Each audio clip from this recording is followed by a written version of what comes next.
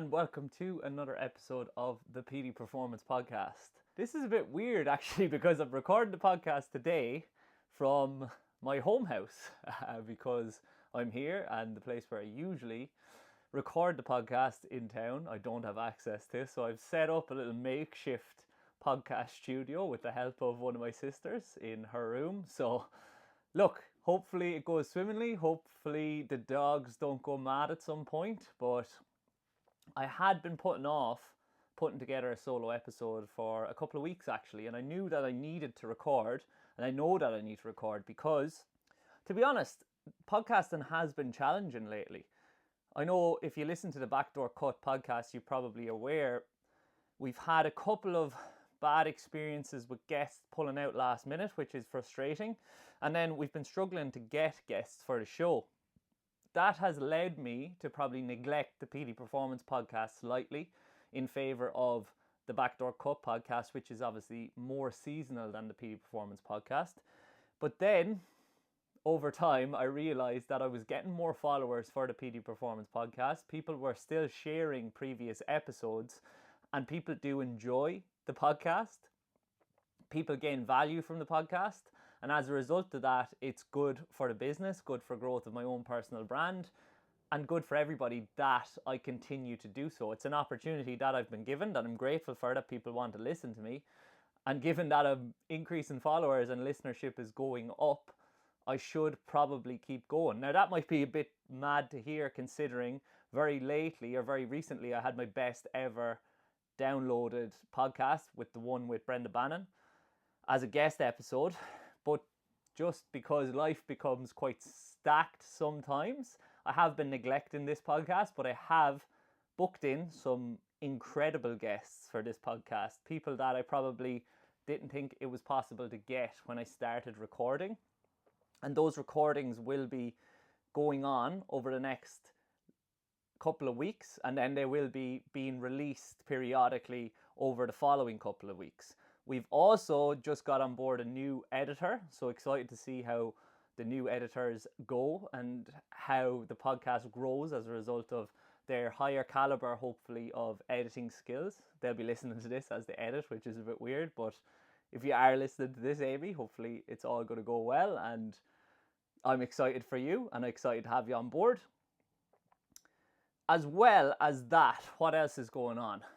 So I know I spoke about the in-person coaching day the last time I came on the podcast, and I have planned to do a couple of more in-person sessions, some in Roscrea here and some up in Dublin. The PD Performance Premium Pack has been growing, which is great, and that's probably been where I've put most of my attention, to be honest, and why I've been neglecting this podcast is because the number one thing in regards to business is always going to be having the business operational and having positive word of mouth. So I've been trying to help out the athletes that are in that service as best as possible. A lot of them are going through return to play processes, rehab processes, so they've taken priority, as they should.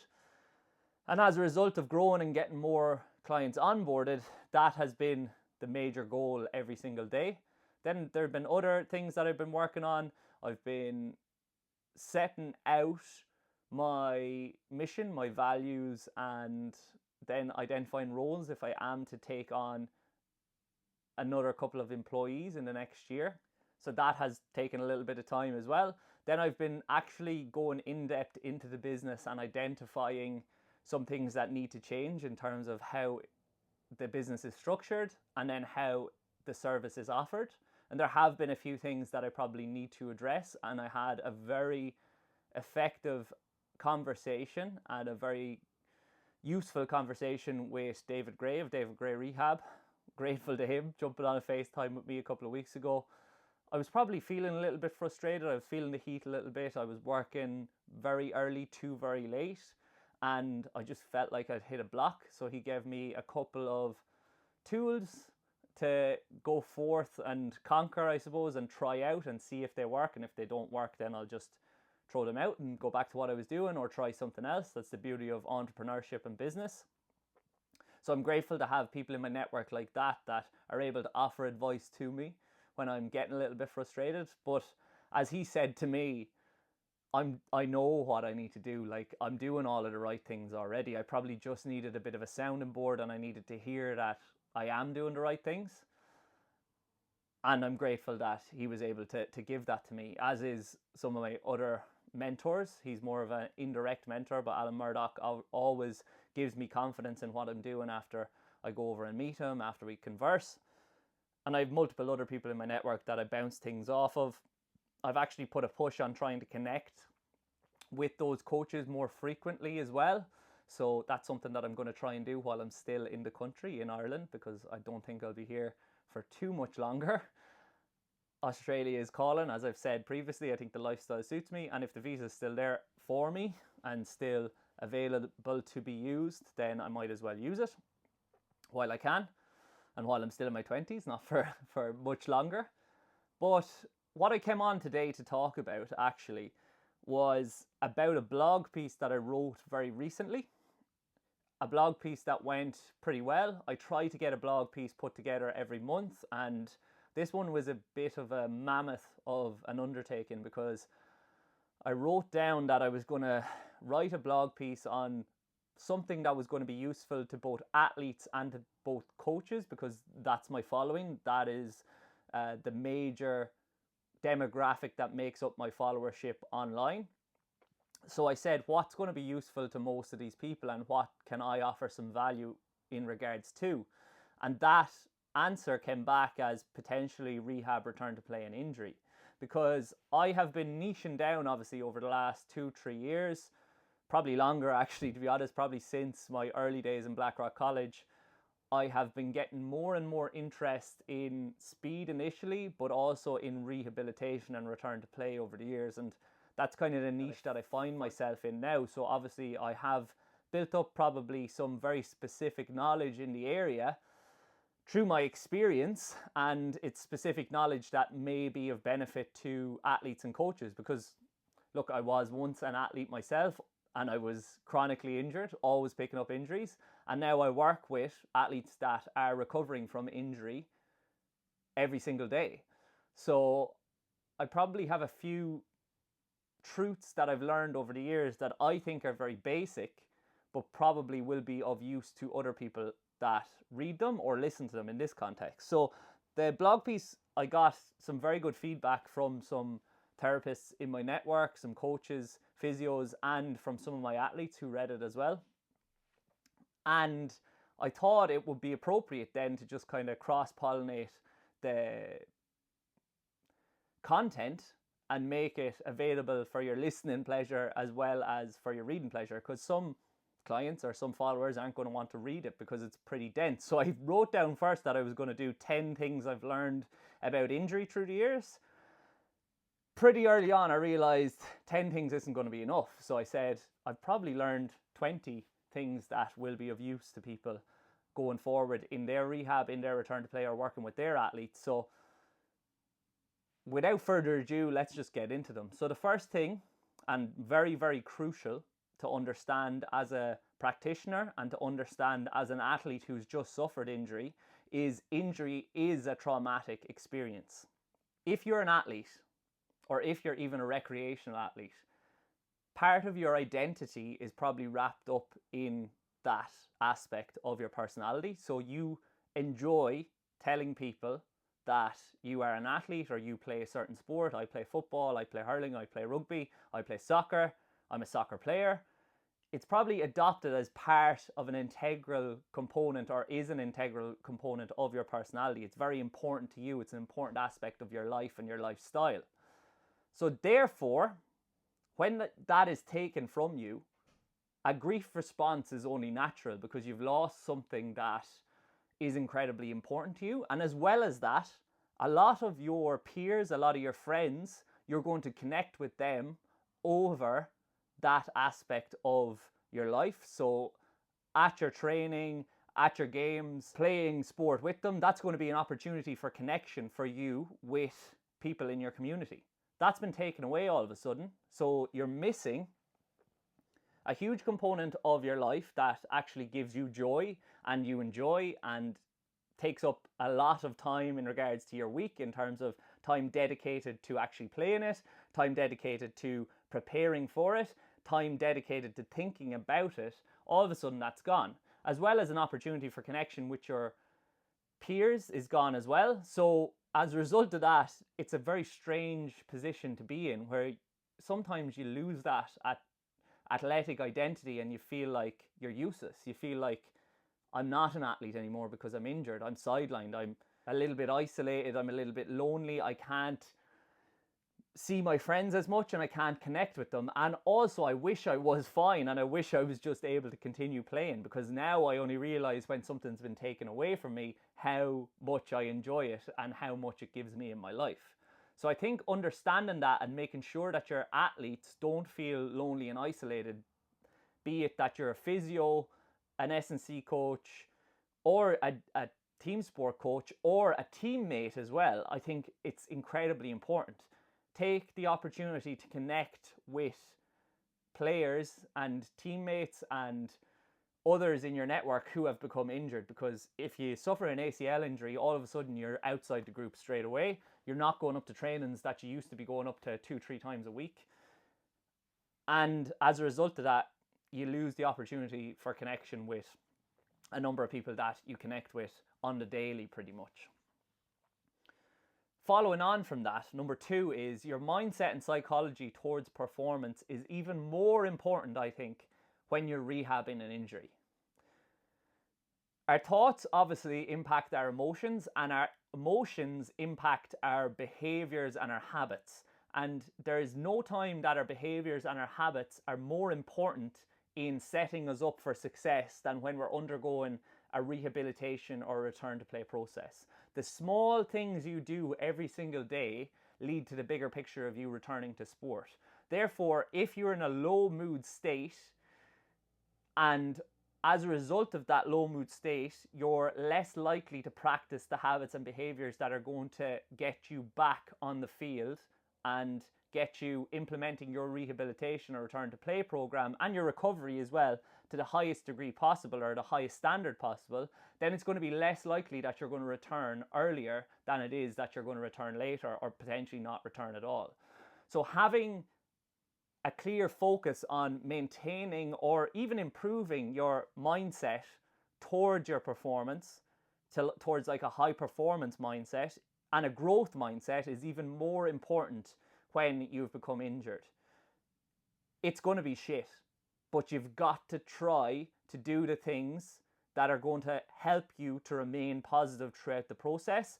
See opportunities for growth, see opportunities for challenging yourself and development, and try to do your best in each and every action, in each and every moment, in order to put yourself in the best place possible to achieve and to succeed and to return to play.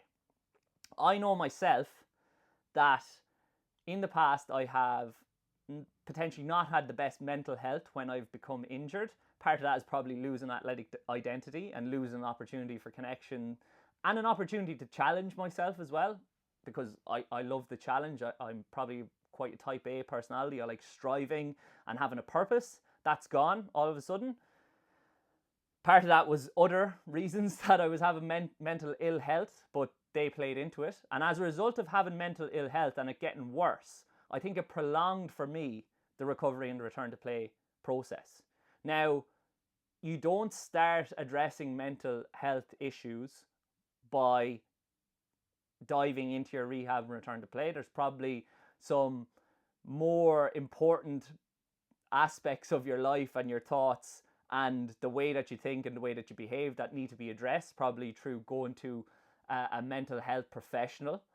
However, alongside doing that, if this is the place you find yourself in, you also need to try to focus in on practicing those habits and practicing those skills that you're learning, those mental skills, in your daily rehab and return to play, and your performance, your attitude towards performance, and the actions that you undertake in relation to your performance. That's a piece of knowledge, or it's an experience, or a piece of wisdom that I've learned through my own experience, as well as through experience working with athletes as well. Those that probably have a more positive outlook and that don't suffer from mental health issues, they usually return to play quicker, in my experience, than those that potentially struggle with those aspects. That's not to say that that's going to be you, but it's an opportunity for you to focus on addressing those issues or addressing that low mood state if it's not even got to the stage of mental health, in order to try to get yourself back in the field. And from my conversation with Matty Donnelly on the Backdoor Cup podcast, that's something that he spoke about in relation to him returning to play and being a real game changer for him returning to play, how his thoughts impact his physical health. Like, obviously it's going to impact your emotions, and your emotions are going to impact the secretion of specific hormones. So therefore, having higher cortisol and potentially your recovery being compromised is going to lead to poorer physical health over time. So in a way, the bedrock, or the number one thing that you need to do then in relation to addressing that chronic ill health, is try to address your mental health and your thoughts and your behaviors then thereafter.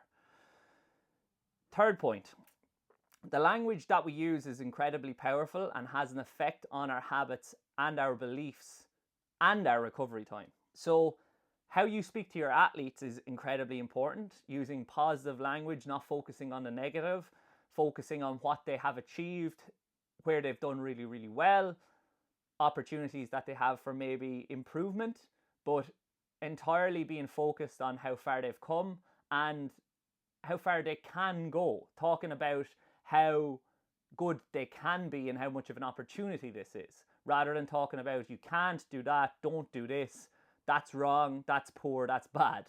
Potentially they're already at a stage where they're not feeling the best in regards to their psychology or the psychological state. So focusing on the negative probably isn't going to do them much good. So you've got to be the voice of reason, and you have to be a positive voice for them, or it's beneficial to be a positive voice for them, whilst still protecting them from themselves and protecting them from going too far. The language that you use with yourself and how you speak to yourself is obviously very important as well, and that ties back into the previous point. As an athlete, you must be willing to be kind to yourself, focus on what you're doing right, how you're doing well, and where you have to go, and that you will eventually overcome this. Talk to yourself as a strong and resilient human being, and focus on, look, you've got this far and you're capable of going further because of potentially things that you've done in the past, experiences you've had, and because you're probably a pretty good athlete. Number 4 is, if you don't believe you can get better, then you probably won't. This is something that's quite hard to navigate with some athletes, in that they've probably been through the ringer and they don't think that their issue is going to get any better, but it's your job as a coach to try to show them that they are capable of improving. And it's a bit of a paradox, because athletes will believe they can get better at skills of the game that they play through more reps and through more diligent practice. However, sometimes they don't think that they can get better at a movement skill, and that they're constantly going to be in pain, and that things won't get any better. It's just the way that it is. So you've got to show them that, look, you can get better in relation to your strength in the gym. You can get better in relation to how you execute this technical action of the game on the field of play. So why can't you get better at executing this movement skill within this bandwidth to reduce the risk of this injury happening again, and to improve your efficiency, and hopefully in time make you faster and make you more effective on the field as well? Why couldn't you do that? Of course you can. We're adaptable organisms. Like, our bodies do adapt. So the more of something we give it and the more practice we execute to a high degree, then the more likely we are to achieve success in that task time and time again, and rep that movement pattern and make it a natural or a non-conscious movement pattern over time. If you believe there's no hope for you, potentially there isn't. You've got to try to change that. And we've got to try to help our athletes to change that thought pattern or that perspective if that's where they find themselves. But I've learned that you can only do so much for those athletes.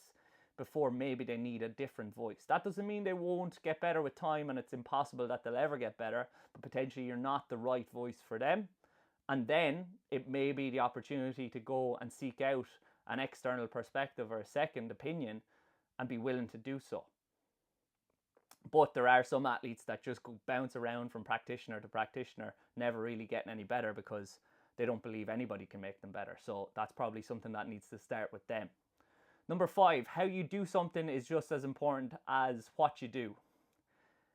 How we run loads different tissues. So one person running in one way is going to load slightly different tissues in a slightly different manner than running with a different strategy. We know that. Doing a squat one way is going to load different tissues than doing it in a different way in a different strategy.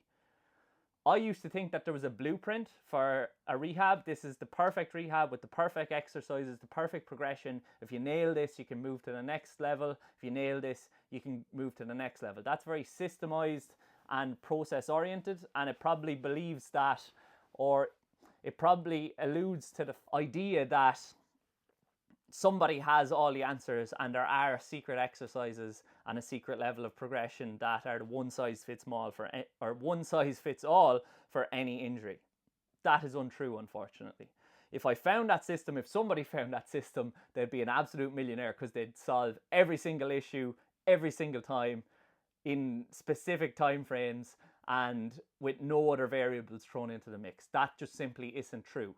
So therefore, rehab isn't just writing exercises on a piece of paper and giving it to the athlete. It's helping them to focus on their execution of those exercises, which are only tools, which executed in slightly different ways will serve slightly different purposes, because how we move is important.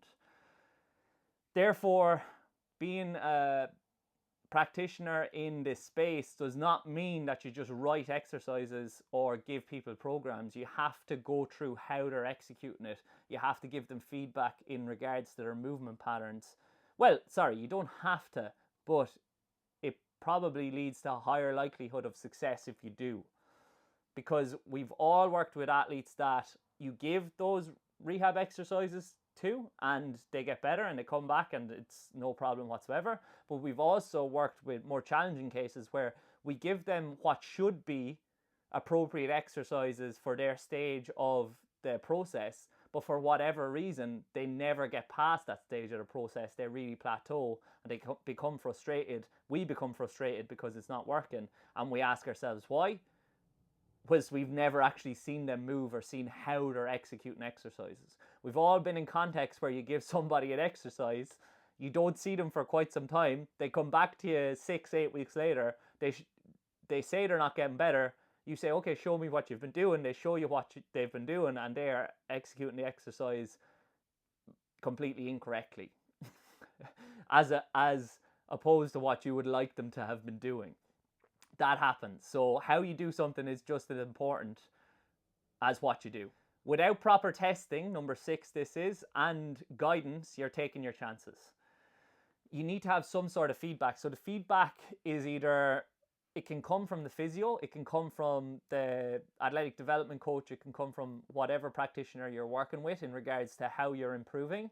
But it's also good to have some sort of objective feedback and to test them using testing measures. Now that test can be your coaching eye, it can be your ear and auditory feedback from the sounds that they're making when they're jumping, when they're hitting the floor, when they're hitting the wall, their push, their ability to push. It can come from what you perceive and what you see, but it also is probably useful as a coach and as a practitioner to have external tools that you can fall back on to give you more confidence in regards to whether you're correct or not.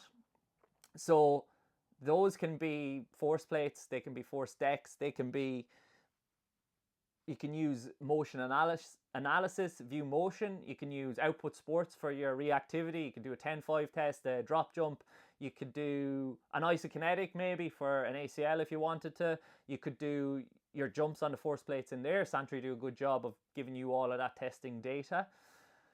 You probably need a little bit of both, but as an athlete, if you're getting none of that, you're taking your chances as to whether you're going to return. like, that's what gives you the information as to if you're going in the right direction or if things are improving, and whether you need to stop doing a certain modality or whether you need to start doing a different one or try a different route. And if you don't have that feedback, you're less likely that you're going to come back within the time frame that you want to come back. That's all I'll say. Doesn't mean it's impossible, but you're less likely for sure. Number 7, the rehab and return to play process is not a uniform one. It's not a tick the box exercise, and it is not just one step that you need to cross out to get back to play. It is crucial, it should be highly individualized, and it needs to be executed diligently as a result. Some athletes let this phase just pass them by. They say, I'll just do what's necessary, the bare minimum, and if I rest it and recover and let rest do the job, then I should be able to come back down the line. Just wait it out and it'll get better. I am yet to see that happen, to be honest. It happens sometimes where rest settles the issue, and then you're able to go and attack it in regards to the rehab, and you do a small amount of rehab, and for whatever reason you get back quite quickly. But that is not the norm. That is definitely a little bit of an outlier of a process. I have templates for different issues that I've written out, or not written out, but created on TeamBuildr in regards to structures and frameworks. However, I need to individualize them ever so slightly. Well, sometimes ever so slightly, sometimes a lot, for different athletes, because athletes move differently. The injury site depends, or means that they might need slightly different exercises. They might like slightly different exercises to other athletes. They might find others slightly more challenging. As a result of that, you can't just write a stock program and send it out, and that just solves any hamstring issue, that solves any calf strain, that solves any hamstring tendinopathy, any groin strain. You can have frameworks, but it needs to be appropriate for the athlete involved, and then the athlete involved has to work diligently at it and see it as a challenge and see it as something that is valuable and something that is going to lead to them getting better and lead to them being a better athlete down the line. If you don't do that, then you're pissing against the wind, essentially. Like, there are KPIs that we want to hit for sure in certain outputs that can be tested or in certain exercises, but there are definite nuances to every single case that comes in through the door, and the issues that practitioners run into is when they try to, and I've ran into this myself, they try to treat those nuances the exact same as they've treated everybody else or every other issue that has come in through the door. Sometimes you need to get another perspective. Sometimes you need to take a step back, have a look at it, and then actually address, okay, do I need to be doing something different that I've never done before in this scenario? And then go at it. Unfortunately, our job isn't simply as easy as just prescribing exercises and a one-size-fits-all approach. Number 8, injury is an opportunity. You need to see it that way. I've already kind of touched on this with the athletes, but you've been sidelined through injury. There's probably a number of aspects of your game or your athleticism or your physical capacities that you've been neglecting for months, for weeks, for years. Now you have the opportunity to work on all of those, as well as the area that has become injured or succumbed to injury was probably a weak link in the chain, or a place where you were dissipating energy or dissipating force. So therefore now you have an opportunity to address that so that you can come back in the business end of the season, or more important stages of the season, or next season maybe in some cases, a better athlete than before. If you treat the rehab and return to play process like that, it's much more likely that you'll come back in a better position than you were in before, and then your likelihood of becoming re-injured will be reduced as a result, because you'll be a totally different athlete. Number 9, it is easy to miss the forest for the trees in the middle of the rehab process. This is for both coaches and for athletes. Since you're focused on becoming a better athlete and ironing out these kinks, and there's so many weaknesses and so many areas that need to improve, it's very easy to start spinning plates and to be focused on a little bit of this and a little bit of that and a little bit of this. And as a result of that, not really focus on the big picture overall, or worry enough about the big picture. So you need to identify what the big rocks are at the different phases of the process. Now, these are very different for each and every athlete, and each and every physio will have slightly different things, or each and every practitioner, athletic development coach, strength and conditioning coach, return to play coach, whatever, are going to have slightly different things that they'll focus on. It's easy to miss that if you're focused on developing everything.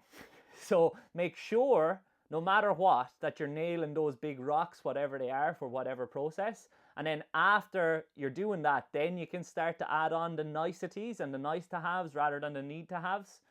If they're pushing forward, the big rocks are pushing forward, then you're going to progress from stage to stage much more efficiently and effectively, and you're going to be in a better position than you were previously.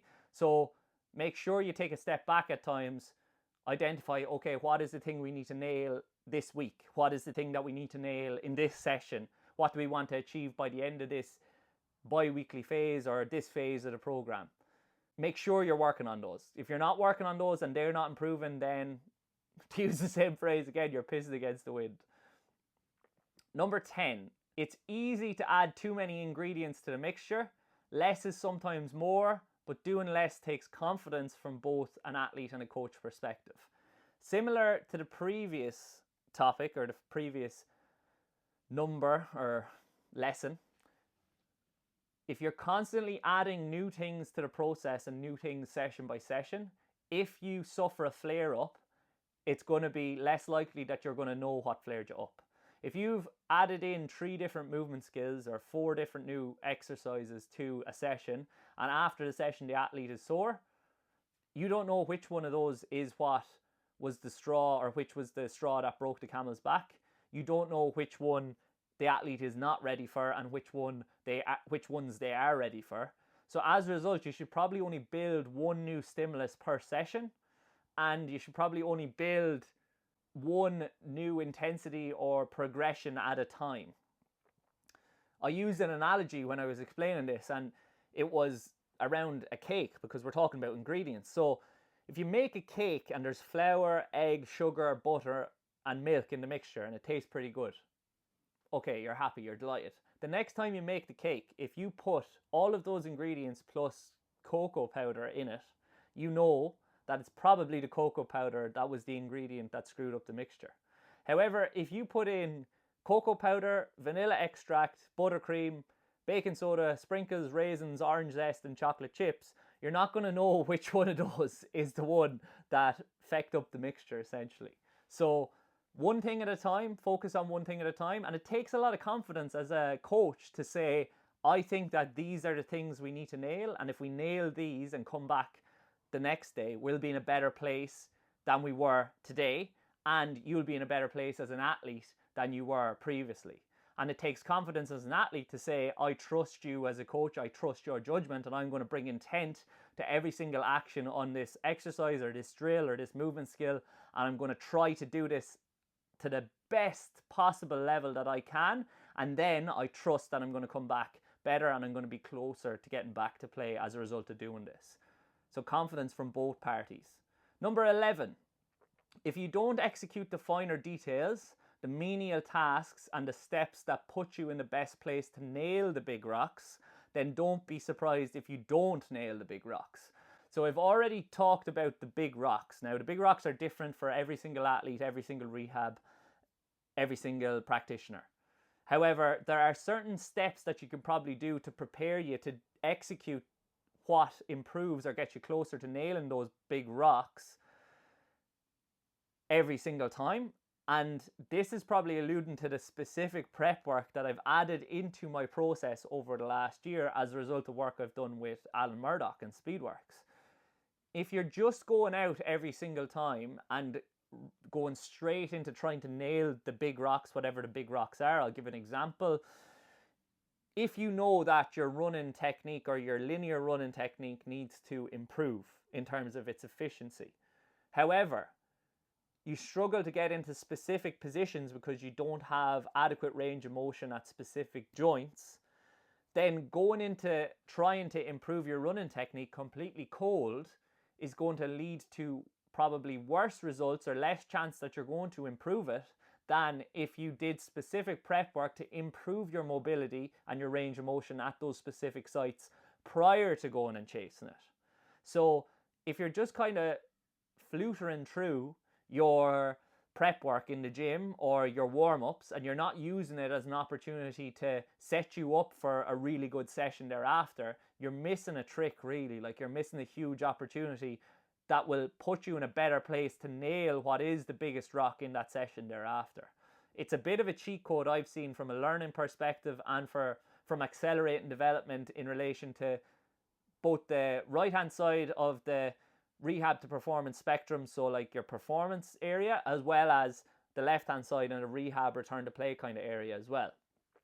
It's something that I've got great use out of, and something that I put in for absolutely all of my athletes that are returning to play or rehab, and now is specific exercises appropriate to them and what they need to improve. Number 12, injury rehab is not just about what you do in the gym and on the pitch. What you do away from the pitch is just as, if not more important than the work you execute at training. 24-hour athlete, you're an athlete for 2 hours of the day when you're training. If you treat yourself like that, it's unlikely that you're going to be a high quality athlete. You're going to achieve the required adaptation to perform well at your sport. You need to treat yourself like an athlete the majority of your time. So that means your training is just as important, or your recovery is just as important as your training, because training plus recovery equals adaptation. So if you're not recovering from the training because you're not prioritizing how you're recovering outside the four walls of the gym, outside of the training facility and the pitch, then it's unlikely that you're going to progress at a fast rate.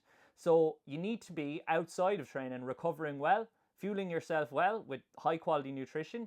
Sleeping well is something I see with a lot of athletes that are undergoing a rehab return to play process. They get wrong is they think, oh, I'm not playing anymore, so I can stay up a little bit later. I can sleep in a little bit more. I can rush in my mornings. Not going to fly. You need to treat yourself probably more of an athlete than what you did prior to the injury. You need to sleep well. You need to de-stress and recover. You need to limit your screen time. You need to try to organize your life so you're not too stressed about things you can control, like work matters, etc. And you need to prioritize being as organized as you can be. And when you're at the facility, pushing yourself hard, but when you're not there, recovering, de-stressing, fueling, hydrating, sleeping well, and putting yourself in the best position possible, that when you return to the field, you're able to push again because you've achieved that adaptation, you've improved as a result of your recovery being at a high standard. Number 13. This one is going to hit a nerve with a few. We are light years behind where we should be as an industry of the strength and conditioning, the performance industry as a whole. We're so far behind where we should be. We're still bickering over small, tiny little inconsequential factors and things that don't really matter. We're still unwilling to work and cooperate and collaborate with other coaches, with other practitioners. We're still protecting our egos. We're still believing dogma, and we're still not challenging our beliefs or challenging ourselves to get better. And we're asking our athletes to challenge themselves and get better and be willing to listen to us. So why are we not willing to listen to others? We're asking our athletes to collaborate with us and cooperate with us. So why are we not willing to cooperate and collaborate with others? I've had a number of instances over the last few months, and I spoke about this on a podcast previously, where I've been taken down a peg in relation to where I thought the industry was, looking at it through rose-tinted glasses, because I'm probably conversing and chatting and dealing with people that are interested in getting better and consistently challenging their beliefs and cooperating with others. And then I meet a practitioner that's not willing to go away from research that potentially was validated 30 years ago in spite of newer research that they just didn't learn in university or they didn't learn in college, so they're not interested. They learned everything they needed to be back when they did their undergraduate or their masters, and they don't need to know anything else. A new strategy. Why are we trying something new? ACL is meant to be 9 to 12 months. Why can you get somebody back in 6 months? That makes zero sense. No sense whatsoever. That's an unnecessary risk. Hamstring injuries. Oh, but you need to do Nordics. Nordics are the best hamstring injury or exercise. If they get a strong Nordic, then they won't strain their hamstring again. They'll be fine. They shouldn't be sprinting. No way should they be sprinting this early in the process. Absolutely not. That's such high risk. Here's a huge volume of plodding, jogging, and lower intensity running. Get through this, and then you'll be fine to get back into training. Just get back in, you'll be sound. Not a chance, like. Unfortunately, there are a lot of people that we need to try to sway, and we need to show that there is a different way of doing things, and that we are progressing, and we need to progress as an industry. And the way that we do so is by willing to be wrong, and willing to collaborate and cooperate and have conversations with people that have a different opinion to us. And the athlete is first at the end of the day, so we shouldn't be putting our ego first. We shouldn't be putting our laziness ahead of them. We should be always striving to get better, learn new things, add to our process, add to our system, help more athletes and help more people. And I think a lot of people miss that, and potentially they miss it because they're so worried about retaining clients, and they're so bought into like a scarce mindset where they need clients, and if other people have clients, they're not going to get them. We need to have more of a mentality of abundance. There's so many clients out there. If you deal with and collaborate and cooperate with more people, it's going to come back. They're going to refer clients to you. They're going to refer athletes to you because they know that you're a good person to deal with, you're a nice person, and you put the athlete first, not yourself first, and not your ego. Number 14, following on from the last one, collaboration and cooperation are necessary if we're to guide the athlete to the highest standard that they can possibly get to. I cannot, as a strength and conditioning coach at the end stage, so the return to play phase, I cannot do a rehab better than most physios can. That stage of the return to play process, I need to have good physios working with me so they can run that phase of the program. Likewise, I can probably run the end stage of that rehab and return to play better than they can because I've got more experience in that realm. I know how to push athletes. They know how to pull athletes back, let the injury settle, give it appropriate loading to get them back on their feet so that when they're ready to get back to the pitch, they're in a good place. They're in a safe place, the injury has healed, and they're ready to do so. But they need to be pushed in order to get back there and to have their chance of re-injury reduced as a result of being in a better position than they were previously. We need to collaborate and cooperate, and you need to have good people in your network that can help you with that. That's why I'm grateful to have Alice Loughran working with our athletes if they are at that stage of the process, and have her in my affiliate network, as well as David Gray, multiple other physios that I've worked with that I have a good relationship with, and that I'm grateful for being able to collaborate and work together with rather than work against each other, because I've also worked with many physios and many therapists that work against you and think you're questioning their validity as a physio or as a practitioner, which you're not doing. You're just simply trying to offer value and be helpful.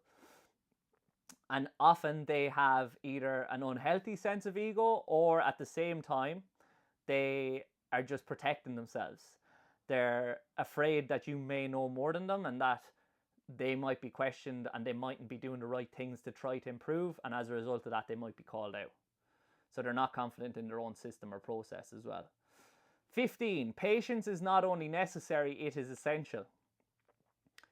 It's not going to be linear. I'm afraid rehab is not linear. It's peaks and troughs. You get better, you regress slightly, you get better again. It's that the overall average is going up is the overall goal. So as both a coach and an athlete, you need to understand that you've got to be patient with the process. You've got to sometimes be okay with just trying to get a little bit better every day, and then sometimes you ride the wave of momentum that things are improving at a really fast rate, but you have to remember they're probably not going to progress at that fast rate all of the time. Sometimes you'll hit roadblocks. Don't become completely phased by them. Don't get frustrated, or try not to get as frustrated as you possibly can, because you will be able to turn it around if you focus in on the details and you just focus in on the things that really, really matter and know that things are going to get better. Number 16, injury is an opportunity to build resilience. Often if an athlete has gone through loads of injuries, pundits or ex-players on TV will say they're such a resilient athlete, they just always come back.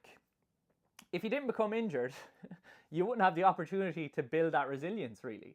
So if you see it as an opportunity for a great comeback story, it's probably going to lead to you being more diligent in how you apply yourself and enjoying the process a little bit more.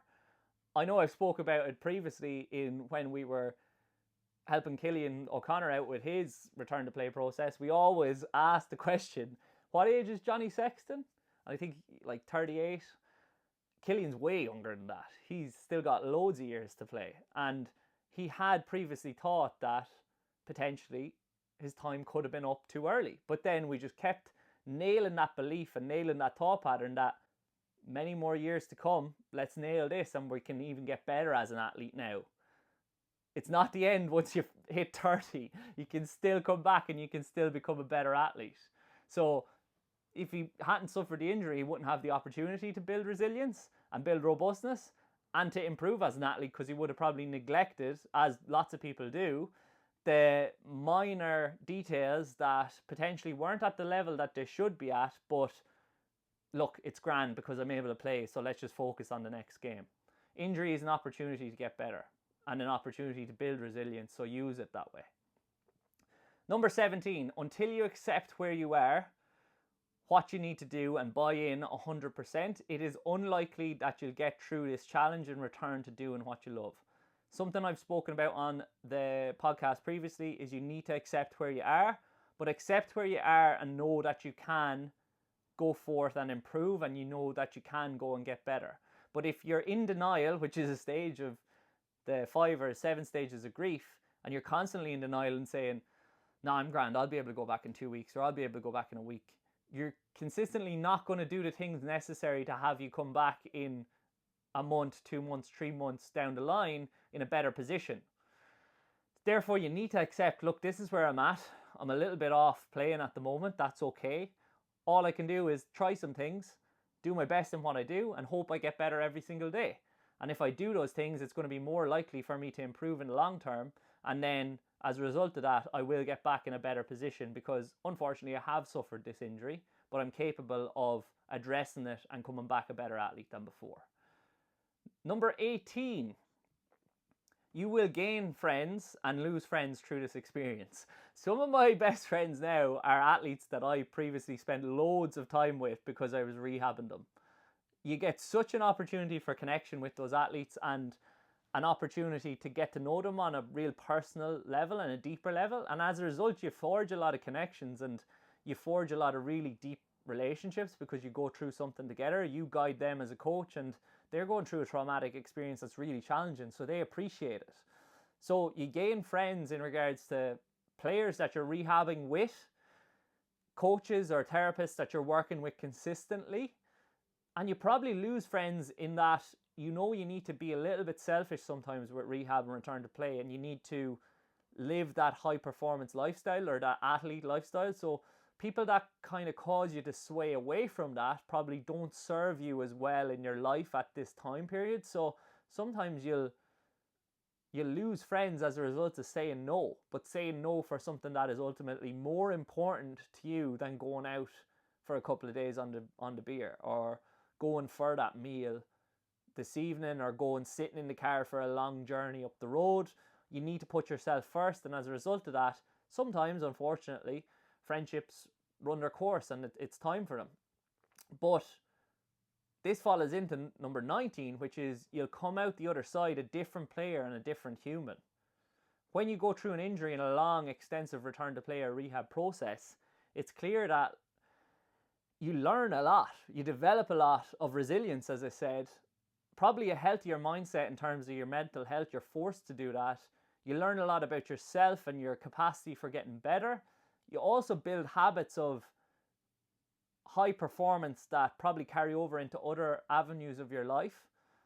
And as a result of that, you're probably at the end of the process very, very different in terms of your values and in terms of what you've learned and the lessons you've learned than who you were when you suffered the injury. So don't be surprised if you do address some things that maybe need to be addressed, or you come out with new hobbies or new things that you enjoy or new things that are important to you. But maybe that was necessary if you were to overcome the injury in the first place. And number 20, which is key for absolutely everybody and something that you need to hammer home with your athletes, and if you're an athlete, hammer it home to yourself, is it is absolutely all worth it. Because there will be times when you question, is this even worth it? Would I not be better throwing in the towel and giving up? And I ultimately did give up with my groin issues and with my chronic adductor and osteitis pubis and whatever the hell it was, but it was diagnosed as so many different things. I did give up with that eventually because I couldn't see it getting better. But I gave up until I didn't. Until I said, look, I want to go back playing rugby. It's a huge part of my life, something I enjoy. So I'm sick of this drinking. I'm sick of this doing things that are unhealthy for me, of just getting by and not being an athlete. I don't enjoy this lifestyle. So ultimately I said, I'm going to give it a go again. And I wish I had just stuck it out. Maybe I needed to go through that period of challenge and growth and addressing other areas of my life and becoming a little bit more balanced. But I wish I had got back to challenging myself and committing to the rehab and return to play sooner. And I wish I knew all of these things as well, because mindset, mental health was never talked about. How you do exercises was not talked about as well. And it's probably why I have the mission that I do, to try to help as many athletes as I can, is because I don't want them to be in the position I was in. And the paradox of that is I get a lot of athletes that come to work with me that are in that position that I was in, but hopefully I can be a positive help and a positive guide for them as a result of both being there myself in the past and working with a number of athletes with very specific similarities in this specific scenario or in this specific niche. But when they get back playing, there's nothing better. And they know there's nothing better. And I have been on the side of pitches when players that have gone through extensive rehabs come back and they perform to their best of their ability, and I've never been prouder. It's when they're on the field, sometimes you can be a bit heart in your mouth, like you can be a bit worried that, oh geez, I just hope this person does not suffer injury again. They've been through so much, because you've developed that care and that relationship with them. But when they perform and when it comes true for them, you are as delighted for them as they are with themselves. And that feeling cannot be got anywhere else in my estimation other than in sport. So if you are an athlete and you've had that taken away from you because of injury, know that applying yourself as best as you possibly can is going to lead to you ultimately getting back to where you want to get to. And when you get there, you'll be reflecting on this experience and how worthwhile it has been, and how worth all of the tough nights, all of the tough mornings, all of the meals, all of the foregone, left nights out. It was all worth it, because you're back doing what you love, you're back with the people that you love, and you're back being who you are. So hopefully that's a bit of motivation for some athletes that need it. Hopefully it's a little bit of guidance or knowledge for those working with those athletes, physios, therapists, etc. Hopefully there's some value in that conversation for you guys. It's just my thoughts. It's just things that I think I've learned that I think to be true. Just my opinion, may not be true, but hopefully it's been useful anyway. So I hope you've enjoyed the podcast today. And if you have enjoyed it, please remember to like it, share it, and send it.